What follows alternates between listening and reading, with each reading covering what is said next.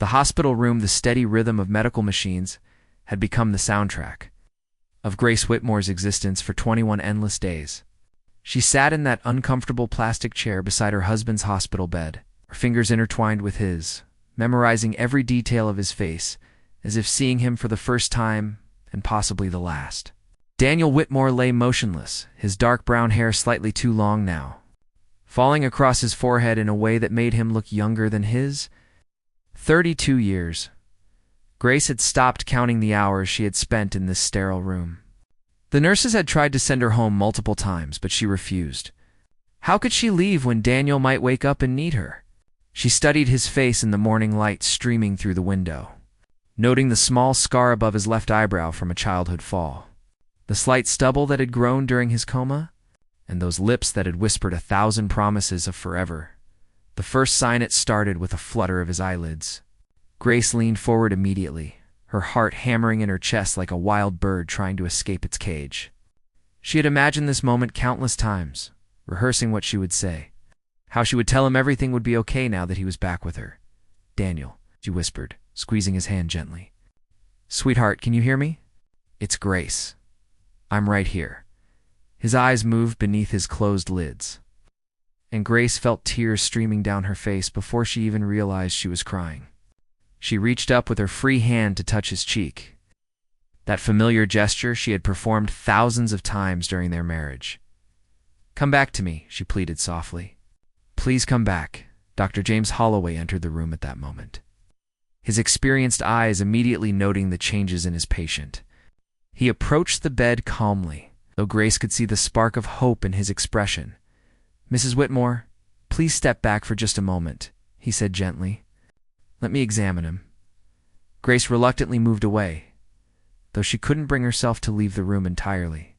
She stood against the wall, watching as Dr. Holloway checked Daniel's vital signs and responses.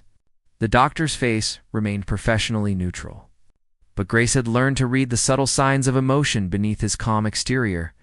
The moment everything changed, Daniel's eyes opened slowly. Blinking against the bright hospital lights, Grace's heart soared with joy, and she moved forward instinctively, ready to throw herself into his arms. But something in Dr. Holloway's outstretched hand stopped her. "Mr. Whitmore," Dr. Holloway said clearly. "Can you hear me? Do you know where you are?" Daniel's brown eyes moved around the room, confusion evident in his gaze. His voice, when it came, was rough from weeks of disuse. "Hospital. I'm in a hospital." "What happened?" "You were in a car accident 3 weeks ago," the doctor explained. "You've been in a coma." "Do you remember anything about the accident?" Daniel frowned, clearly struggling to access memories that seemed just out of reach. He shook his head slowly. "No, nothing." His eyes found Grace standing against the wall, and he studied her with polite curiosity. "Excuse me, miss, but who are you?" The words hit Grace like a physical blow. She stumbled backward, her hand clutching her chest, as if she could physically hold her breaking heart together. The room spun around her, and she had to grab the wall for support. "Daniel," she managed to say, her voice breaking. "Me. It's Grace. I'm your wife." The cruel reality. Daniel looked at her with genuine confusion, something else that cut even deeper than simple lack of recognition. There was nothing in his eyes when he looked at her. No spark of connection, no flash of memory, no sense that his soul recognized hers, even if his mind did not. "I'm sorry," Daniel said politely, the way one might apologize to a stranger. "But I don't know you. I don't have a wife." He paused, and Grace saw his expression shift to something that looked almost like concern. "Is Vanessa here? Does she know I'm in the hospital?" She must be so worried. The name struck Grace like a lightning bolt. Vanessa Caldwell, the woman Daniel had dated for 2 years before they met. The relationship he had ended when he realized he was living a life designed by others rather than choosing his own path. The woman who had tried everything to win him back. Even after he married Grace, Dr. Holloway exchanged a quick, meaningful glance with Grace before turning back to Daniel. "Mr. Whitmore, what year do you think it is?" "It's March 2021, Daniel answered without hesitation. "I was on my way to the courthouse. Vanessa and I were supposed to meet about something important." He frowned again. Why can't I remember what it was? Grace felt her knees give way.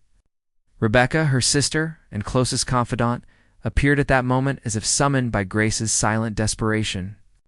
Becca had been grabbing coffee, but one look at Grace's face told her everything had gone terribly wrong.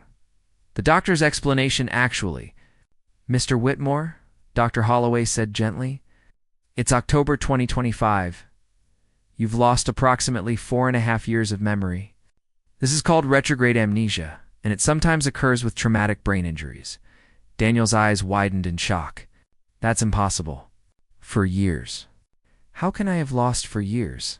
Grace found her voice, though it trembled with barely controlled emotion.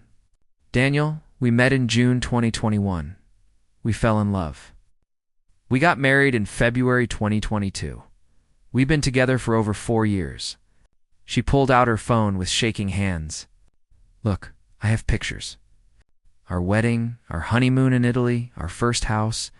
But Daniel was shaking his head. His expression one of polite disbelief mixed with growing distress. "I'm sorry, but that can't be right. Vanessa and I are together. We've been planning our future." He looked at Dr. Holloway desperately. "This doesn't make sense." Vanessa's entrance as if the universe wanted to twist the knife even deeper. The door to the hospital room opened at that moment, and Vanessa Caldwell walked in. She was exactly as Grace remembered her, tall and striking with platinum blonde hair styled in perfect waves, wearing a designer suit that probably cost more than Grace's monthly salary. But it was the calculated look in her green eyes that made Grace's blood run cold. "Daniel," Vanessa said, her voice dripping with concern as she rushed to his bedside. "Oh, thank God you're awake." "I've been so worried." The transformation in Daniel's face was devastating to witness. His eyes lit up with recognition and something that looked painfully like relief. "Vanessa," he said, reaching for her hand. "You're here." Grace watched, her heart dying a little more with each second. As Vanessa took Daniel's hand and sat on the edge of his bed with practiced familiarity, Vanessa glanced at Grace with barely concealed triumph before turning her attention back to Daniel. "Of course I'm here." "Darling," Vanessa purred. "Where else would I be? You scared me half to death." Dr. Holloway cleared his throat. "Miss Caldwell, I need to speak with you outside for a moment. There are some things you need to understand about Mr. Whitmore's condition." But Vanessa waved him off dismissively. "I understand perfectly, doctor. Daniel has been through a trauma. He needs familiar faces around him, people he actually knows and trusts." She didn't look at Grace when she said this, but the implication was crystal clear. Grace felt Rebecca's arm wrap around her shoulders, her sister's presence the only thing keeping her from completely falling apart. She watched as Daniel squeezed Vanessa's hand, as he smiled at her with a warmth that had once been reserved only for Grace. "Mrs. Whitmore," Dr. Holloway said quietly, "perhaps it would be best if we stepped outside and talked about the treatment plan." Grace nodded numbly, unable to take her eyes off the scene before her. As she allowed Rebecca to guide her toward the door, she heard Daniel's voice one more time. "Vanessa, do you know who that woman is? The one claiming to be my wife?" Grace didn't wait to hear Vanessa's response. She couldn't bear it. She stumbled into the hallway, and only when the door closed behind her did she allow the sobs to break free. Rebecca held her as she cried, as the world she had built with Daniel crumbled into dust around her. The truth revealed Dr. Holloway found them in the waiting room 20 minutes later. His expression was grave as he sat down across from Grace and Rebecca. "Mrs. Whitmore, I need you to understand what we're dealing with," he began. "Daniel has retrograde amnesia affecting the last 4.5 years of his life. In his mind, he's still living in early 2021. His relationship with Vanessa, his breakup with her, meeting you, falling in love, your marriage, none of that exists in his conscious memory anymore. Can he recover those memories?" Rebecca asked the question Grace was too afraid to voice. Sometimes patients with retrograde amnesia recover their memories gradually. Sometimes they never do.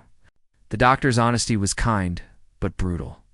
The brain is complex, and we simply don't have all the answers. What I can tell you is that forcing memories or showing him evidence of a life he doesn't remember can sometimes do more harm than good. "So what am I supposed to do?" Grace whispered. "Just accept that my husband doesn't know me? That he thinks he's still with his ex-girlfriend? Dr. Holloway leaned forward, his expression sympathetic. What I recommend is that you remain present in his life, but without pressure. Let him get to know you again naturally.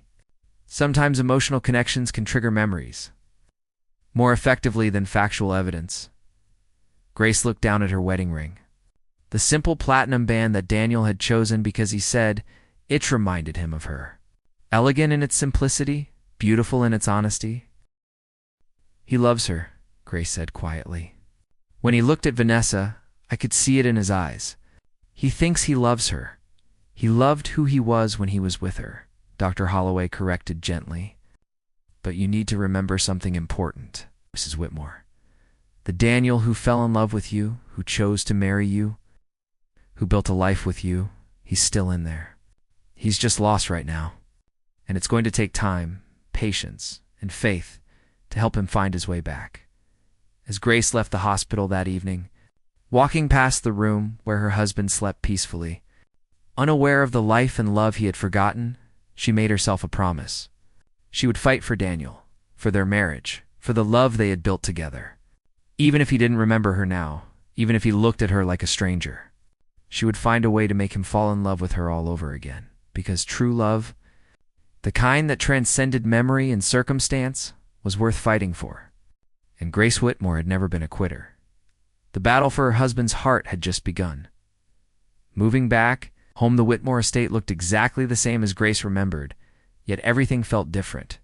The grand colonial house with its white columns and perfectly manicured lawns had been her home for 3 years. Margaret Whitmore stood at the entrance, her silver hair pulled back in a tight bun, her expression making it clear that Grace's presence was merely tolerated, not welcomed. "Grace," Margaret said coolly, "we've prepared the guest room in the east wing for you. I trust that will be adequate." Grace swallowed her hurt. This woman had once hugged her warmly, had called her daughter, had welcomed her into the family. Now she was being treated like hired help. "Thank you, Mrs. Whitmore," she replied quietly. Refusing to let her dignity crumble, Daniel arrived home from the hospital 2 days later, and Grace watched from the upstairs window as Vanessa helped him out of the car. The way Vanessa touched his arm, the way she laughed at something he said, it all felt like daggers to Grace's heart. But she had made a promise to herself. She would not give up. The photo album discovery, Grace spent her first week back in the house trying to remain invisible, giving Daniel space while her heart broke a little more each day. She watched him laugh with Vanessa in the garden, saw them having intimate dinners that she used to share with him, heard his voice through the walls as he talked on the phone with the woman who was systematically erasing Grace from his life. But Grace was not without resources. She knew Daniel in ways Vanessa never had, never could. She knew that he loved old photographs, that he kept journals, that he was sentimental about meaningful moments. So one evening, when Daniel was alone in the study, Grace gathered her courage and knocked softly on the door. "Come in, Daniel," called out. His voice distracted, Grace entered, carrying a large leather-bound album, her hands trembling slightly. "I'm sorry to bother you, but I thought you might want to see this." "It's photos from the last 4 years?" Daniel looked up from his laptop, his expression wary but curious. He gestured to the chair across from his desk. "I suppose it couldn't hurt to look." Grace opened the album, revealing the first photo taken of them together. It was at an art gallery opening where they had met by chance. Daniel had accidentally bumped into her, spilling wine on her white dress. The photo showed him apologizing profusely while she laughed, her green eyes sparkling with amusement rather than anger. "This was the night we met," Grace said softly. "June 15th, 2021, you knocked an entire glass of red wine onto my dress. And instead of being angry, I laughed. You said later that was the moment you knew I was special." Daniel studied the photo intently, and Grace noticed something flicker across his face. Not recognition exactly, but something deeper. A sense of familiarity, perhaps, or an emotional echo his mind couldn't quite place. "Strange feelings. I don't remember this," Daniel said slowly. "But there's something about your laugh in this picture." He paused, struggling to find words for what he was feeling. "It seems familiar somehow. Not like a memory, but like a feeling I should know." Grace's heart leaped with hope. She turned the page, revealing more photos. Their first official date at a small Italian restaurant, a weekend trip to the mountains. Daniel teaching Grace how to sketch architectural designs. Each image told the story of two people falling deeply in love. "You were so patient with me," Grace said, pointing to a photo of them bent over a drafting table. "I couldn't draw a straight line to save my life, but you spent hours teaching me. You said that seeing the world through my eyes made you remember why you fell in love with architecture in the first place." Daniel's jaw tightened. "Vanessa has been telling me things about you. That you're someone who took advantage of a vulnerable moment in my life. That our marriage was never really legitimate." Grace looked him directly in the eyes. "And do you believe that? Do you really think I could fake 4 years of photographs, of shared memories, of a life built together?" Before Daniel could answer, the study door opened and Vanessa walked in, her high heels clicking sharply against the hardwood floor. Her smile was pleasant, but her eyes were cold as they landed on the photo album. "Daniel, darling, there you are," Vanessa said smoothly. "Your mother is asking for you. Something about the charity gala next month." She glanced at Grace dismissively. "I'm sure whatever Grace is boring you with can wait. The confrontation begins." Grace stood her ground. "Actually, we were just looking at our wedding photos. Would you like to see them, Vanessa? I'm sure you'd find them interesting."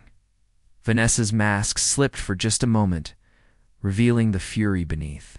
"Those photos prove nothing. Anyone can stage photographs." Grace smiled, though it didn't reach her eyes.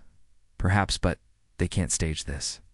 She reached into her pocket and pulled out a small object, placing it on the desk in front of Daniel. It was a key, worn and slightly scratched, hanging from a simple chain. Daniel picked it up, turning it over in his hands. "What is this?" "The key to our first apartment together," Grace explained. "We lived in a tiny place in Brooklyn before we could afford anything else. You hated it because the hot water barely worked, but I loved it because it was ours. You wore this key around your neck for 6 months, even after we moved into this house. You said it reminded you that material things didn't matter as long as we had each other." Daniel stared at the key, and Grace saw his hand begin to tremble slightly. "Why would I have kept this?" "Because you're sentimental," Grace said gently. "Because you believe in symbols and meaning. Because even though you came from wealth, you valued the simple things we built together more than anything money could buy." Vanessa stepped forward quickly. "Daniel, this is ridiculous. She's playing with your emotions, trying to manipulate you with sentimental nonsense. You need to rest." But Daniel held up his hand, silencing Vanessa. "Wait, there's something." He closed his eyes, pressing the key against his chest where it used to hang. "I can almost feel something, like an echo of warmth. Is that possible?" Dr. Holloway says, "Emotional memories can sometimes surface before factual ones," Grace said, hardly daring to breathe. "Your body might remember even when your mind doesn't." Owen's interest the following week. Grace returned to the hospital for a follow-up appointment with Dr. Holloway about Daniel's treatment plan. In the waiting room, she met Dr. Owen Mitchell, a cardiologist who had recently transferred from Boston General. He was handsome in a clean-cut way, with sandy blonde hair and warm hazel eyes that crinkled when he smiled. "You look like you could use a friend," Owen said kindly, sitting down beside her. "I'm Owen Mitchell. I'm new here, which means I don't know anyone, and I'm terrible at hospital politics despite everything." Grace found herself smiling. Grace Whitmore. And yes, I could definitely use a friend. They talked for over an hour. Grace found herself opening up about her situation in a way she hadn't with anyone except Rebecca. Owen listened without judgment, offering occasional insights, but mostly just being present in a way that felt comforting. "Your husband is an idiot if he can't see what he has in you," Owen said finally. "Memory loss or not, some things should transcend that." Grace appreciated his kindness, but she shook her head. "He's not an idiot. He's lost and confused, and someone is taking advantage of that confusion." "This Vanessa woman?" Owen asked. "She sounds like a piece of work." "You have no idea." Grace muttered. What Grace didn't realize was that Daniel had arrived at the hospital for his own appointment with Dr. Holloway, and what Daniel didn't expect was to see his supposed wife, laughing warmly with another man, their heads close together in intimate conversation. Something hot and uncomfortable twisted in his chest. Something that felt suspiciously like jealousy. Vanessa's false evidence that evening. Vanessa requested a family meeting in the Whitmore dining room. Margaret and Thomas sat at the head of the table, their expressions grave. Daniel sat beside Vanessa, and Grace was relegated to the far end, as if she truly were just a guest in this house. "I've hired a private investigator," Vanessa announced, pulling out a folder of documents. "And what I've discovered is deeply troubling." She spread papers across the table. It seems that Grace's financial situation before meeting Daniel was quite desperate. Student loans, credit card debt, an eviction notice from her previous apartment. Grace felt her face flush with anger and humiliation. "I never hid my financial situation from Daniel. I was working 3 jobs to make ends meet when we met." "Exactly," Vanessa pounced. 3 jobs, drowning in debt, and then suddenly you meet a wealthy man and convince him to marry you within 8 months. It's quite convenient, wouldn't you say? Daniel looked at the documents, confusion and doubt crossing his features. Grace's heart sank as she saw him wavering. "What Vanessa isn't telling you," Grace said, standing up and walking to the table, "is that I refused your money for the first year we were together. I paid off my own debts with my own work. You respected that about me. You said it showed character?" Margaret spoke up for the first time, her voice icy. "Character or calculation? It's easy to refuse money at first to seem noble, then trap a man into marriage later." Grace fights back. Grace had been prepared for this. She pulled out her own folder, placing it on the table with controlled precision. "Since we're presenting evidence, let me share some facts. These are bank statements showing that I continued to maintain my own accounts and pay my own expenses even after we married. These are text messages between Daniel and his father, where Daniel explicitly states that he chose me despite family opposition. It's not because of family approval." She pulled out another document. "And this," she said, looking directly at Vanessa, "is the restraining order Daniel filed against you in September 2021. After you showed up at his office repeatedly, called him over 50 times in 1 week, and threatened to ruin his reputation if he didn't take you back." The room went silent. Vanessa's face paled, then flushed with anger. "That's a lie. That order was dismissed, because Daniel withdrew it after you agreed to leave him alone." Grace continued calmly. "He felt sorry for you. He thought you just needed time to move on. Clearly you never did." Daniel stood abruptly, the key from their first apartment still in his hand. "Everyone stop. This is insane. I don't know what to believe anymore." "Then believe this," Grace said quietly, walking over to him. "Ask yourself why your body reacts to me the way it does. Ask yourself why holding that key made you feel something. Ask yourself why seeing me with another man today made you jealous." Daniel's eyes widened. "How did you know about that?" "Because I know you," Grace said simply. "I know that you're possessive of the people you care about, even when you don't want to admit it. I know that your first instinct when threatened is to withdraw rather than fight. I know that you tap your fingers against your leg when you're thinking hard, what you're doing right now." Daniel looked down at his hand, realizing she was right. He had been tapping his fingers unconsciously. Vanessa stood up sharply. "Daniel, you don't have to listen to this manipulation." But for the first time, Daniel held up his hand to silence Vanessa instead of Grace. "No, I need to figure this out." He looked at Grace with an intensity that made her breath catch. "Tomorrow, I want you to show me everything. Our apartment, our favorite places, our life together. If what you're saying is true, then I need to see it for myself." Hope bloomed in, Grace's chest like a flower pushing through concrete. "Okay, yes, I'll show you everything." As the meeting broke up, Grace caught Vanessa's eye. The other woman's expression was pure venom, but Grace didn't care. For the first time since Daniel woke up, she felt like she had a fighting chance. That night, Grace lay in her guest room bed, planning the next day's journey through their shared past. She would take Daniel to the art gallery where they met, to their first apartment in Brooklyn, to the small Italian restaurant where he had proposed, to every place that held a piece of their love story. She fell asleep with the wedding ring. Daniel had given her pressed against her heart, dreaming of the moment when he would remember that he had chosen her once and would choose her again. The video? Journal. Grace woke early the next morning, her heart filled with nervous anticipation. Today could change everything. She dressed carefully in a simple blue sundress that Daniel had once said made her eyes look like emeralds, and waited in the foyer for him to come downstairs. But when Daniel appeared, Vanessa was with him, her arm possessively linked through his.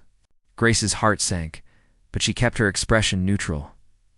Vanessa insisted on coming along, Daniel said, looking uncomfortable. She thinks it might help to have an objective observer. Grace wanted to argue that Vanessa was anything but objective, but she held her tongue. Fine, let's go. They spent the morning retracing the geography of Grace and Daniel's relationship. The art gallery where they met, though the owner remembered them and gushed about their love story. The Italian restaurant where Daniel had proposed, where the waiter still kept the napkin Daniel had nervously sketched the ring design on framed behind the bar. The park bench where they had their first kiss, where Daniel had carved their initials inside a heart years ago. At each location, Grace watched Daniel's face carefully. She saw flickers of something, moments where his eyes would soften or his breathing would change, but nothing concrete. Nothing definitive. And all the while, Vanessa provided running commentary about how none of this proved anything, how Grace could have fabricated all of it. By the afternoon, Grace was exhausted and losing hope. They returned to the Whitmore estate, and Daniel immediately retreated to his study, claiming he needed time to think. Vanessa followed him like a shadow. Grace felt the familiar despair settling over her. That's when Rebecca arrived, bursting through the front door with barely contained excitement. "Grace, I found something. You need to see this now." Rebecca pulled Grace upstairs to the room that had been Daniel's private office, the one space Vanessa hadn't been able to infiltrate. Rebecca had been secretly searching it for days, and now she pulled out a laptop from the back of the closet. "Look at the date on these files," Rebecca said, her hands shaking as she opened the computer. 3 days before the accident, Grace leaned in, her heart beginning to pound. On the screen was a video file titled, "For Grace, in case I forget." Her hands flew to her mouth as she realized what she was looking at. "He knew," Grace whispered. Somehow he knew something might happen. Rebecca clicked play, and Daniel's face filled the screen. He was sitting in this very office, looking directly at the camera with an expression of such love that Grace felt tears spring to her eyes immediately. "Daniel's message, Grace." Daniel's recorded voice began, his image looking more serious than she had ever seen him. "If you're watching this, then something has happened to me. I've been having these dreams lately, these feelings that something bad is coming. I don't know if it's premonition or just anxiety, but I needed to record this. Just in case." He leaned forward, his eyes intense even through the screen. "If I've forgotten you, if somehow I've lost the memory of us, I need you to know something. You are the best thing that has ever happened to me. Before you, I was living the life other people designed for me. I was engaged to Vanessa because my mother approved of her because she came from the right family. Because it was expected?" Grace sobbed quietly as she listened, Rebecca's arm around her shoulders. "But then I met you," Daniel continued, his voice thick with emotion. "And you made me realize that I had been sleepwalking through my life. You challenged me, you excited me, you made me want to be better. When I'm with you, I'm not Daniel Whitmore the architect, or Daniel Whitmore the heir. I'm just Daniel, and that's enough." He paused, running his hand through his hair in that familiar gesture. "If Vanessa is there, and I suspect she will be, if something has happened to wipe my memory, you need to know the truth about why I left her. It wasn't because I fell out of love. It was because I realized I was never really in love with her at all. She was an idea, a concept of what my life should look like. But you, Grace, you're real. You're messy and wonderful, and you argue with me about art versus architecture. And you burn toast, and you're perfect." The full truth. Daniel's image leaned even closer to the camera, as if he could reach through time to touch Grace's face. "I need to tell you something I've never told anyone else. The reason I know Vanessa isn't right for me, the reason I know our relationship was toxic, is because of what happened right before we broke up." Grace leaned forward, her heart pounding. She had never heard this story. Vanessa told me she was pregnant, Daniel said, his expression darkening. She said we had to get married immediately, that her family would be disgraced otherwise. I was ready to do it. I was ready to marry her out of obligation and duty, even though I wasn't happy. He shook his head bitterly. But then, I overheard her on the phone with her friend. She was laughing about how easy it was to manipulate me, how she had never been pregnant at all. It was all a lie to trap me into marriage. When I confronted her, she didn't even apologize. She said it was what I needed, that I would never have committed otherwise. Grace's hand flew to her mouth. Vanessa had faked a pregnancy. That's when I knew I had to get out, Daniel continued. I ended things immediately, filed the restraining order when she wouldn't leave me alone, and tried to move on with my life. And then I met you, Grace, and everything made sense. He smiled then. That beautiful, warm smile that Grace had fallen in love with. You made me believe in authentic love. Not love based on obligation or expectation, but love based on genuine connection. You see me for who I really am, and you love me anyway. That's a gift I never want to take for granted. Daniel's expression turned serious again. So if I've forgotten you, if my mind has betrayed what my heart knows, please fight for us. Don't let Vanessa or my mother or anyone else convince you that what we have isn't real. It's the most real thing I've ever experienced. The video ended with Daniel looking directly into the camera. I love you, Grace Patterson Whitmore. In this life and every life to come. Find me, remind me. Make me fall in love with you all over again. I promise you it won't be hard. Loving you is the easiest thing I've ever done. Confrontation. Grace sat in stunned silence as the video ended, tears streaming down her face. Rebecca hugged her tightly. We need to show this to him right now. They found Daniel in the study with Vanessa, who was showing him fabric samples for God knows what. Grace didn't care anymore. She walked in, carrying the laptop, Rebecca right behind her. Daniel, you need to see this, Grace said firmly. Now Vanessa stood immediately, her eyes narrowing as she recognized the laptop. Where did you get that? That's private property. It's Daniel's property, Rebecca countered. And he has a right to see what's on it. Daniel looked between them, confusion clear on his face. What's going on? You made this video 3 days before your accident, Grace said, setting the laptop on the desk in front of him. You recorded it in case something happened, in case you forgot. You need to watch it. As Daniel clicked play, Grace watched Vanessa's face drain of color. She tried to interrupt several times, tried to convince Daniel not to watch, but he silenced her with a look. And as the video played, as past Daniel told present Daniel the truth about Vanessa's manipulation, about the fake pregnancy, about their toxic relationship, Grace saw understanding dawn in her husband's eyes. When the video ended, the silence in the room was deafening.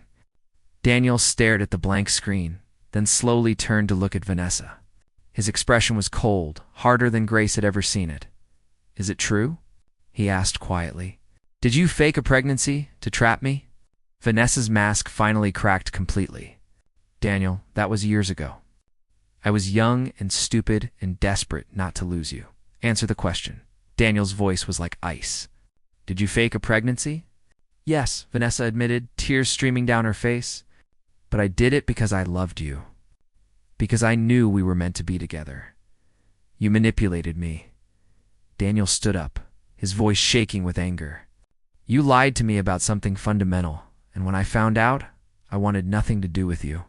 And now, you're here, taking advantage of my memory loss to manipulate me all over again. Owen's confession before Vanessa could respond. There was a knock at the study door. Margaret opened it to reveal Dr. Owen Mitchell standing there. Looking apologetic but determined, I'm sorry to interrupt, Owen said, looking directly at Grace. But I couldn't let another day go by without saying something. Daniel's eyes narrowed as he recognized the man he had seen Grace talking to at the hospital. And who are you? Dr. Owen Mitchell. I met Grace at the hospital and I've been spending time with her because she seemed like she needed a friend. But the truth is, I wanted to be more than friends. Owen looked at Grace with honest affection. You're an incredible woman, Grace. You're kind and strong, and you never gave up on your husband, even when everyone told you to. He turned to Daniel. But watching you these past weeks, seeing how you look at Grace even when you claim not to remember her, I realized something. You're already in love with her.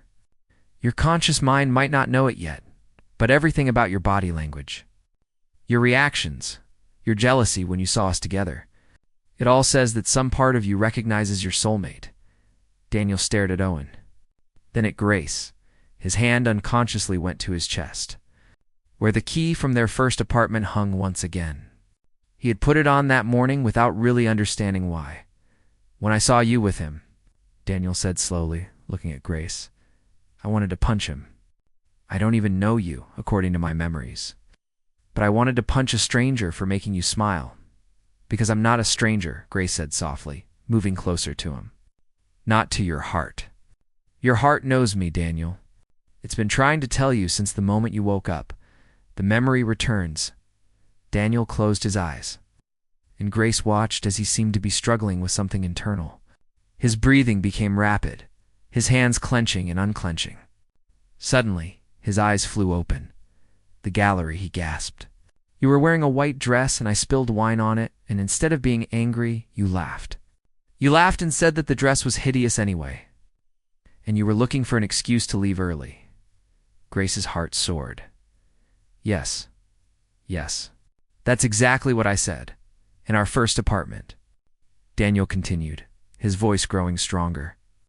The hot water barely worked, and you used to make me take showers first so you could have whatever warm water was left. And I felt guilty, so I started waking up early to boil water on the stove for your morning shower. He grabbed Grace's hands, pulling her closer. Our wedding. It wasn't some big society event like my mother wanted. We got married in that little church in Brooklyn, with just a handful of friends because you said you didn't want to share our moment with people who didn't believe in us. The memories were flooding back now, cascading through his mind like a dam had broken. Our honeymoon in Italy. You got food poisoning from street vendor pizza, and I sat with you all night in the hotel bathroom, holding your hair and telling you stories to distract you from feeling sick. I remember. Daniel pulled Grace into his arms, holding her as if she might disappear. God, Grace, I remember everything. I remember loving you. I remember choosing you. I remember that you're my home. Grace sobbed into his chest as Daniel held her, finally truly holding her like he used to. Around them, the room erupted. Vanessa screaming about how this couldn't be happening. Margaret trying to restore order. Rebecca crying happy tears. But none of it mattered. Daniel and Grace were in their own world, reconnecting after being lost from each other. The proposal again 6 months later, Daniel stood in the same art gallery where they had first met. But this time, it had been rented out just for them. Grace walked in, wearing a new white dress, her eyes widening as she saw what he had done. The entire gallery was filled with photographs and mementos from their relationship. Every important moment, every silly snapshot, every piece of their love story was displayed like precious art. Daniel, what is this? He walked up to her, getting down on one knee just as he had years before. Grace Whitmore, I fell in love with you once without trying. Then I fell in love with you again while fighting against my own mind. Now I want to choose you deliberately, consciously, with full knowledge of exactly what I'm doing. He pulled out a new ring, one he had designed himself. I want to marry you again. I want to stand up in front of everyone who doubted us and promise to love you for the rest of my life. Will you marry me, Grace? Again. Grace laughed through her tears, pulling him up to kiss him. 1,000 times, yes. Epilogue. 6 months later, the second wedding was everything the first had been, and more.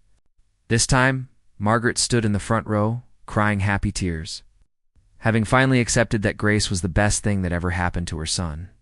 Thomas walked Grace down the aisle, having apologized profusely for his initial coldness. Vanessa was nowhere to be seen. Having moved to California after her manipulation, was exposed to the entire social circle, as Daniel and Grace exchanged their vows again. This time with full memory and full hearts. Rebecca stood as maid of honor, dabbing at her eyes. Even Owen was there, sitting in the back row with his new girlfriend, happy to see the love story reach its proper conclusion. When the minister announced them as husband and wife, Daniel pulled Grace close and whispered in her ear, Thank you for not giving up on me. Thank you for fighting for us. Grace smiled against his lips. I'll always fight for us. That's what true love means. And as they kissed, surrounded by everyone who loved them, Daniel knew that some bonds were too strong to be broken by anything, even memory loss. Love, real love, always found its way home.